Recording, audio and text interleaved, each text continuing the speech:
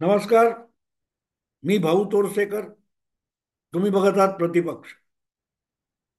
मित्रांनो, एक यूट्यूबवर एका तथाकथित ज्येष्ठ पत्रकारांचं व्हिडिओचं शीर्षक वाचलं आणि हसावं की रडावं हे कळेना. भास्कर जाधव नावाच्या वाघाला जपा. जपा याचा अर्थ काय असतो मित्रांनो? जपा याचा अर्थ काय असतो? जो दुबळा असतो, लहान मूल असतं, किंवा एखादा अपंग माणूस असतो, दिव्यांग माणूस असतो, जो स्वतःचा बचाव करू शकत नाही, त्याची आपल्याला जपणूक करावी लागते. जो धोक्यात असतो, आणि जो धोक्यात असतो तो वाघ असेल, तर त्याला वाघ कशाला म्हणायचं असा प्रश्न निर्माण होतो. आणि अर्थातच भास्कर जाधव म्हटल्यानंतर तुमच्या लक्षात आलं असेल की भास्कर जाधव हे कोकणातले उबाठा शिवसेनेचे एकमेव आमदार आहेत, जे विधानसभेमध्ये आजच्या उबाठा शिवसेनेचे गटनेते आहेत. भास्कर जाधव किती आक्रमक आहेत, किती तावातावाने भाषण करू शकतात, हे मी वेगळं सांगायची गरज नाही. तुम्हाला आठवत असेल तर 2022 मध्ये जेव्हा उद्धव ठाकरे यांना मुख्यमंत्री पदावरून पाय उतार व्हावं लागलं, सत्ता सोडावी लागली, त्यानंतर एकनाथ शिंदे आणि त्यांच्या सहकाऱ्यांनी शिवसेनेत केलेलं बंड किंवा आपण गमावलेली सत्ता यासाठी महाराष्ट्राच्या जनतेला साकडं घालण्याची घोषणा उद्धव ठाकरे यांनी केली होती. आणि त्यासाठी अवघा महाराष्ट्र पिंजून काढणार अशी गर्जना डरकाळी सुद्धा उद्धव ठाकरे यांनी फोडली होती. पण मातोश्रीच्या बाहेर पाऊल सुद्धा टाकलं नाही. ज्या पदयात्रेची किंवा मोहिमेची घोषणा उद्धव ठाकरेंनी केली होती की ठाण्याच्या टेंभी नाक्यापासून या मोहिमेला सुरुवात करणार आणि कोल्हापूरच्या बिंदू चौकामध्ये तिचा समाप्त होईल वगैरे वगैरे घोषणा केली होती. त्या टेंभी नाक्यापर्यंत सुद्धा उद्धव ठाकरे गेले नाहीत. शेवटी भास्कर जाधव आणि सुषमा अंधारे यांना टेंभी नाक्याच्या पहिल्या याच्यापासून सुरुवात करावी लागली. आणि पालघरपर्यंत जाता जाता पालघर जिल्ह्यात पोहोचलेले भास्कर जाधव थकले आणि परत आपल्या गावी रत्नागिरीला निघून गेले. पुढे एकट्याच सुषमा अंधारे कुठे कुठे फिरत होत्या आणि काय काय करत होत्या, त्याचं समापन 6-8 महिन्यांनी केव्हा तरी मराठवाड्यात कुठेतरी झालं. सांगायचा मुद्दा असा की हा ज्येष्ठ पत्रकार ज्याला वाघ म्हणतो, भास्कर जाधव, त्या वाघाची झेप कुठपर्यंत आहे हे टेंभी नाक्यापासून पालघर जिल्ह्यापर्यंत दिसून आलं. आणि असा वाघ जपला पाहिजे असं आवाहन हा पत्रकार उर्वरित शिवसेना म्हणजे उभाटा शिवसेना याचे पक्षप्रमुख उद्धव ठाकरे यांना करतोय. ही गयावया करायची वेळ आली कशाला? एक एक करून तुम्हाला वाघ सोडून जात असतील तर शिवसेनेत आतापर्यंत सोडून गेलेले सुद्धा वाघच होते. त्यांना उद्धव ठाकरे जपू शकले नाहीत, हेच त्यांचं कौतुक करणारा पत्रकार सांगतो. यापेक्षा शिवसेनेचं काय बट्ट्याबोळ झालाय हे वेगळं समजवण्याची गरज आहे का याचा विचार करा. मध्यंतरी असाच कोकणातला एक वाघ, काल परवापर्यंत तो उद्धव ठाकरे, आदित्य ठाकरे वगैरेंचा ढाण्या वाघ होता, पण तो उठला आणि शिंदे सेनेमध्ये निघून गेला. त्यानंतर त्याच्या नावाने ठणाणा सुरू झालेला आहे. तोपर्यंत तो वाघ जपावा असं उद्धव ठाकरे यांना का वाटलं नाही याचं उत्तर कोणी देऊ शकत नाही. पण हे असले ज्येष्ठ पत्रकार जिथे गोळा केले तिथूनच उद्धव ठाकरे आणि उबाठा शिवसेना यांच्या राजकारणाचं वाटोळं झालेलं आहे. आपल्यावर ही परिस्थिती का आली हे या लोकांना अजूनही कळत नाहीये. आणि त्याचं उत्तर आत्मपरीक्षण केल्याशिवाय मिळू शकणार नाही. साधी सरळ गोष्ट आहे. साधी सरळ गोष्ट आहे की वाघ जेव्हा आपलं वाघपण विसरतो आणि आपलं वाघाचं कातडं उतरवून ठेवतो, तेव्हा त्याला कोणीही वाघ म्हणू शकत नाहीत. मी एक मुद्दाम तुम्हाला गोष्ट सांगेन. एक गोष्ट अशी आहे एक गोष्ट अशी आहे की एक सिंह होता आणि तो जंगलात फिरत शिकार करत जगत होता. एकदा तो एका पाणवठ्यावर येऊन पाणी प्यायला बसला असताना आणि पाणी पिऊन एका सावलीमध्ये झाडाच्या विश्रांती घेत असताना त्याला पलीकडच्या बाजूला पाणवठ्याच्या काही मुलींचा हसण्याचा आवाज येतो. तो डोळे वर करून आडोशाने बघायला लागतो, तर शेजारच्या राज्याची राजकन्या आपल्या सख्यास आणि मैत्रिणींना घेऊन वनविहाराला आलेली असते आणि तिचं सौंदर्य बघून हा सिंह त्या राजकन्येच्या प्रेमात पडतो. प्रेमात पडल्यानंतर खंगायला लागतो, शिकार करायचं विसरतो, त्याला काय करावं हे कळत नाही. अशा वेळेला त्याची ही अवस्था बघून जंगलातील इतर प्राणी त्याच्या प्रकृतीची चौकशी करायला लागतात. त्याच्यामध्ये एक चतुर धूर्त कोल्हा असतो आणि तो कोल्हा त्या सिंहाला सांगतो, बाबा रे, माणसासारखी अत्यंत क्रूर जमात नाही. सगळ्यात क्रूर प्राणी कोण असेल तर माणूस प्राणी असेल. त्यांच्या नादाला लागू नको. हे प्रेम वगैरे करणं हे आपला धंदा नाही. त्या राजकन्येचं प्रेम वगैरे विसरून जा.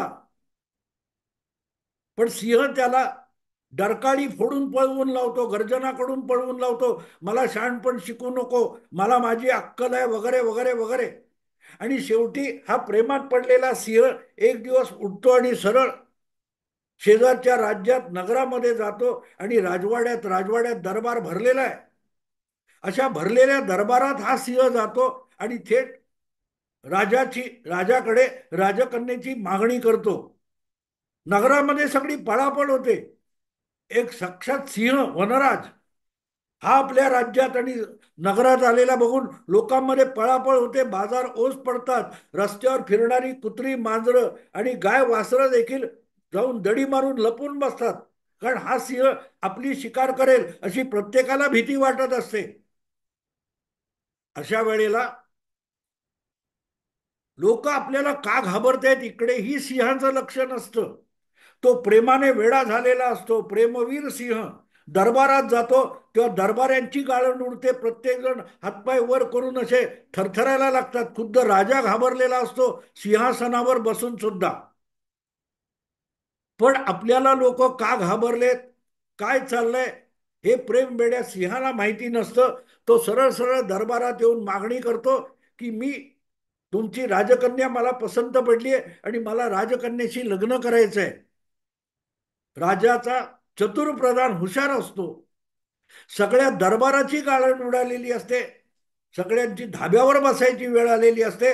अशा वेळेला धाडस करून तो प्रधान म्हणतो, अर्थात वनराज, तुमच्यासारखा जावई आम्हाला आवडेल, आमच्या महाराजांना आवडेल. कारण वंश राजघराण्याचा आहे. तुमचं राजघराणं आमचंही महाराजांचं राजघराणं आहे. आम्हाला तुमची मागणी मान्य आहे. मग सिंह म्हणतो की कधी लग्न करणार सांगता, कधी शपथविधी घेणार सांगा. झालं. चतुर प्रधान म्हणतो त्याच्यासाठी एक काम करावं लागेल. तुमची ही अयाळ वगैरे इतकं भयान रूप आहे ते बघून आमची राजकन्या मूर्छित होऊन पडेल, घाबरून जाईल, भीतीने तिला चक्कर येईल. तेव्हा ती अयाळ काढून टाका.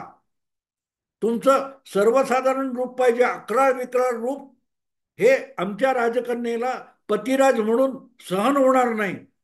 तेव्हा ही अयाळ काढून टाका. तो म्हणतो ठीक आहे, मी येतो अयाळ काढून. आणि सिंह परत निघून जातो आणि कुठेतरी जाऊन आपले सगळे केस झडतील असा उपाय करतो.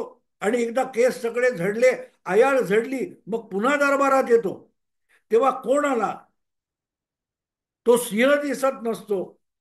तो साधा एक श्वापद दिसत असतो. आणि त्यामुळे जी पळापळ पहिल्या वेळेला झालेली असते तशी होत नाही. कुत्री, मांजरं असो, गाय वासरं असो, कुतूहलाने त्याच्याकडे बघतात. पण त्यांच्याकडे सिंहाचं लक्ष नसतो. तो थेट दरबारात येतो आणि दरबार पण चकित होऊन बघायला लागतो की काय हा वेडा सिंह आहे, आपली आयाळच काढून टाकले, आपलं वैभव आयाळ हे सिंहाचं वैभव असतं ते काढून टाकलं. तो म्हणतो बघा मी आयाळ काढून आलो. प्रधान चतुर असतो. जेव्हा पहिल्यांदा त्यांनी सिंहांची मागणी मान्य केली तेव्हा सिंह गेल्यावर राजा वैतागलेला असतो. प्रधानाला म्हणतो रे माझी मुलगी परस्पर सिंहाला पत्नी म्हणून द्यायला तू कोण आहेस. तेव्हा प्रधान राजांना समजावतो की महाराज याला परतवण्याचा तोच एक मार्ग होता, त्याला उल्लू बनवतोय मी. आणि मग तो सगळा प्लॅन सांगतो. त्यामुळे दुसऱ्यांदा जेव्हा सिंह येतो तेव्हा दरबार घाबरलेला नसतो, सगळ्यांना बघून चमत्कार वाटत असतो. तो सांगतो, प्रधान म्हणतो वा वा वा छानच आहे, आता तुमचं रूप किती देखणं झालं, आम्ही सगळी तयारी करतोय लग्नाची, आम्हाला मंजूर आहे हे नातं. एक काम करा, सांगायला गेल्या वेळेला विसरलो की तुमच्या ज्या प्रचंड दात आहेत तुमचे मोठे ते काढून टाका. कारण ते दात तुम्ही हसलात तरी असे दिसतात की आमची राजकन्या भयभीत होईल. मग तुम्ही हनीमून कसा करणार, मधुचंद्र कसं करणार. तेव्हा ते जरा दात काढायला लागतील. सिंह म्हणतो हरकत नाही, प्रेमात पडलेला सिंह विसरलेला असतो की आपण सिंह आहोत. तो प्रत्येक अट मान्य करत जातो आणि म्हणतो आणखीन काय असेल तर सांगा. तो म्हणतो नाही. मग परत सिंह निघून जातो आणि जंगलात जाऊन दगड धोंडे चावून चावून स्वतःचे दात पाडून घेतो. आणि तिसऱ्यांदा येतो तेव्हा गावातली कुत्री त्याच्यावर भुंकत असतात, कोणीही त्याला घाबरत नाही.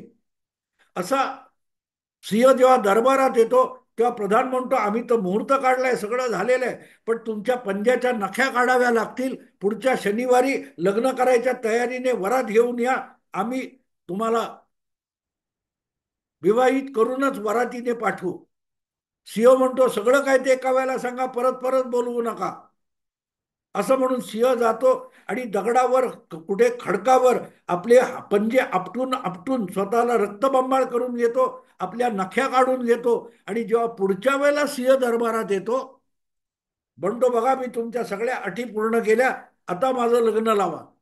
तेव्हा प्रधान टाळी वाजवतो आणि म्हणतो कोण आहे रे तिकडे, तो पिंजरा घेऊन या आणि या सिंहाला त्या पिंजऱ्यात टाका.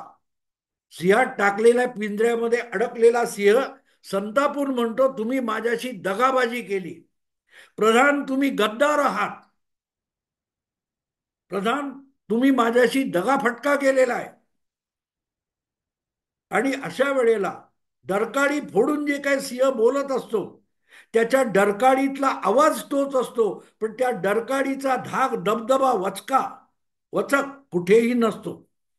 आणि अशा वेळेला त्या सिंहाला पातळशा पारदर्शक पडद्या आड बसलेल्या त्या राजकन्येचं फिदी फिदी हसणं ऐकू येतं आणि त्या सिंहाला पश्चाताप होतो, आपण प्रेमात पडून काय करून बसलो. आणि तो संतप्त होऊन त्या प्रधानाला म्हणतो की प्रधान तुम्ही माझ्याशी दगाबाजी केली, तुमची मी एक एक गोष्ट मान्य करत गेलो, एक एक गोष्ट मी तुमची मान्य करत गेलो आणि तुम्ही मला नवरदेव बनवण्याऐवजी एक कैदी दुबळा प्राणी बनवून टाकलं. तेव्हा प्रधान जे उत्तर देतो ते फार महत्वाचं असतं. कारण प्रधान जितका चतुर असतो तितकाच चतुर त्या जंगलातला कोल्हा असतो, ज्याने सिंहाला सुरुवातीला सांगितलेलं असतं की बाबा या प्राण्यांच्या बंधात पडू नकोस, माणूस हा अत्यंत क्रूर आणि कपटी प्राणी आहे. पण सिंह प्रेमात पडलेला म्हणून आहारी गेलेला असतो, आमिषाला बळी पडलेला असतो. मग मुख्यमंत्री पदाला बळी पडलेला शिवसेनेचा पक्षप्रमुख असो किंवा तो जंगलातला सिंह असो, हे दोघेही जेव्हा आपलं वाघपण किंवा सिंहपण विसरतात तेव्हा काय होतं, नंतर ते त्या प्रधानावर आरोप करतात की तू दगा फटका केलास. आणि त्यावेळेला त्या प्रधानाने दिलेलं सिंहाला उत्तर आहे ते फार महत्वाचं असतं. तो प्रधान म्हणतो वनराज सिंहराज एक गोष्ट विसरलात की तुम्ही तुमच्याशी दगाबाजी केलेली आहे, तुम्ही तुमच्या शौर्याशी तुम्ही तुमच्या सिंहपणाशी दगाबाजी केलेली आहे. सिंह म्हणजे अयाळ असते. सिंह म्हणजे त्याचे शिकार करू शकणारे दात आणि जबडा असतो. तुम्ही त्या जबड्याशी दगाबाजी केलीत. तुम्ही त्या अयाळीशी दगाबाजी केलीत. तुम्ही तुमच्या पंजामध्ये मोठमोठे प्राणी सहज पकडू शकता.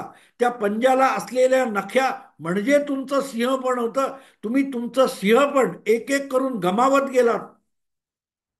आम्ही लालूच दाखवली, आम्ही आम्ही दाखवलं, पण बळी तुम्ही पडलात. तुम्ही तुमचं सिंहपण स्वतःहून त्यागत गेलात. तिथे तुम्ही स्वतःशी दगाबाजी केली. आम्ही काय केलं? आम्ही फक्त तुम्हाला सुचवलं. आम्ही सुचवलं की तुमचं सिंहपण सोडून द्या. तुम्ही माणसात या. तुम्ही माणसात आलात आणि कैदी झालात. मित्रांनो, उद्धव ठाकरे आणि त्यांची उभाठा शिवसेना एका मुख्यमंत्री पदाचं आमिष शरद पवारांनी दाखवल्यानंतर गेल्या 5 वर्षात कुठून कुठे पोहोचली हे वेगळं सांगण्याची गरज आहे का? हा जो कोणी अर्धवट अकलेचा दिवटा ज्येष्ठ पत्रकार भास्कर जाधव नावाच्या वाघाला जपा म्हणून सांगतो, त्यांच्याच चढवण्यातून हे सगळे असले पत्रकार गेली 5 वर्ष त्या राजाच्या दरबारातल्या प्रधानाप्रमाणे उद्धव ठाकरेंना हरभऱ्याच्या झाडावर चढवत होते आणि उद्धव ठाकरे मुख्यमंत्री पद नावाच्या राजकन्येच्या प्रेमात पडले होते. म्हणून आपल्या सिंहपणाशी सिंह असण्याशी दगाफटका करत गेले. त्याचे परिणाम त्यांना आज भोगावे लागतात. सगळ्यात सुरुवात कुठून झाली? उद्धव ठाकरे यांनी शपथविधी मुख्यमंत्री म्हणून शपथ घेण्यापूर्वी मोदी सरकार, भाजप सरकार, एनडीए सरकारमध्ये मंत्रीपदी विराजमान झालेले अरविंद सावंत यांना आपल्या मंत्रीपदाचा राजीनामा द्यावा लागला होता. एनडीएतून शिवसेनेला बाहेर पडावं लागलं होतं. ज्या एनडीएमुळे दोनदा उद्धव ठाकरे यांचे लोकसभेत 18 खासदार निवडून आले होते. ती अयाळ होती. शिवसेना नावाच्या पक्षाची ती अयाळ होती. नंतर मंत्रिपदाच्या वाटपामध्ये महाविकास आघाडी झाल्यानंतर 12-13 मंत्रिपदामध्ये तुम्हीच अपक्षांना सामावून या, तुम्ही तुमचे दात पाडून घ्या, ही अट घातली गेली. उद्धव ठाकरेंनी ती सुद्धा मान्य केली. नवाब मलिक यांच्यावर आरोप असतील, त्यांना अटक झाली तरी नवाब मलिक राजीनामा देणार नाहीत. पण तुमच्या संजय राठोडला मात्र राजीनामा द्यावा लागेल. उद्धव ठाकरेंनी आपल्या पंजाच्या नख्या स्वतः आपटून आपटून मोडून घेतल्या, स्वतःला रक्तबंबाळ करून घेतलं. तेव्हा आपल्या सिंहपणाची दगाबाजी त्यांनीच केलेली होती. आपलं सिंहपण असेल, वाघपण असेल, उद्धव ठाकरेंनी संपवलं. आणि अवघी शिवसेना रक्तबंबाळ होण्यापासून 2-2.5 वर्षानंतर एकनाथ शिंदेनी तो वाघ बाजूला काढला. म्हणून आज जी शिवसेना एकनाथ शिंदे यांच्या नेतृत्वाखाली आहे, तो बचावलेला जपलेला वाघ आहे. उद्धव ठाकरेच आपले वाघ आणि सिंह मारायला निघाले होते. आपल्या वाघ आणि सिंहपणाशी दगाबाजी उद्धव ठाकरे करत होते. तेव्हा जो काय वाघ जपायला पाहिजे होता, ढाण्या वाघ जपायला पाहिजे होता, तो एकनाथ शिंदेने जपला नाही. 40 वाघ बाहेर नेले म्हणून ते शिल्लक राहिले. ते 40 वाघाचे 57 वाघ झाले. उद्धव ठाकरे काय करू शकले? राजन साळवी गेला, उद्या भास्कर जाधव जाईल म्हणून टाहो फोडणारे जे आहेत ते सगळे त्या गोष्टीतल्या प्रधानासारखे लुच्चे लफंगे आहेत, ज्यांनी उद्धव ठाकरेंना आयाळ काढायला लावली, दाताचे सिंहाचे सुडे तोडायला लावले, पायाच्या पंजाच्या नख्या तोडायला लावल्या. त्यांनीच उद्धव ठाकरेंना आपलं सिंहाचं कातडं उतरवून भेड बकरी व्हायला भाग पाडलं. आणि आज तेच सांगतायत की भास्कर जाधव नावाचा वाघ जपा. कसा जपणार सांगण्यात, कसा जपणार? अरे साध्या कोल्ह्याने पण सल्ला दिला होता वनात असताना. दरबारात जाण्यापूर्वी सिंहाला त्या एका कोल्ह्याने सल्ला दिला होता की या मनुष्य प्राणी कपटी असतो, त्याच्या नादाला लागू नको. पण प्रेम वेडा सिंह सर्वस्व गमावून बसला. आणि आज तेच शरद पवार, एकनाथ शिंदे यांचं गुणगान करतात, त्यांचा सत्कार करतात. आणि उद्धव ठाकरेंनी हातपाय आपटले. जसे त्या पिंजऱ्यातल्या सिंहाने डरकाळ्या फोडल्या, तसं सामना आणि उद्धव ठाकरे पिंजऱ्यातून डरकाळ्या फोडतायत. आणि शरद पवार फक्त मिश्किल हसले. अर्थ कळतो मित्रांनो? छोट्या छोट्या गोष्टी असतात, पण त्या गोष्टीमध्ये केवढा बोध आणि किती आशय असतो याचा हा नमुना आहे. भास्कर जाधव नावाचा वाघ जपा सांगणारे जे दिवटे आहेत, त्यांना अशा गोष्टी कधीही कळत नाहीत, कधीही कळत नाहीत. उद्धव ठाकरे कोणाला जपणार? कारण उद्धव ठाकरेंच्या हव्यास, हावरेपणा आणि अहंकार हाच त्यांचा सगळ्यात मोठा शत्रू झालेला आहे. आणि म्हणून आमच्यासारख्या चिरकुट माणसाने जे जे सल्ले दिले 5 वर्षात, त्याकडे पाठ फिरवून उद्धव ठाकरे पवारांच्या मागे फरफटत गेले. आणि जे व्हायचं ते झालं.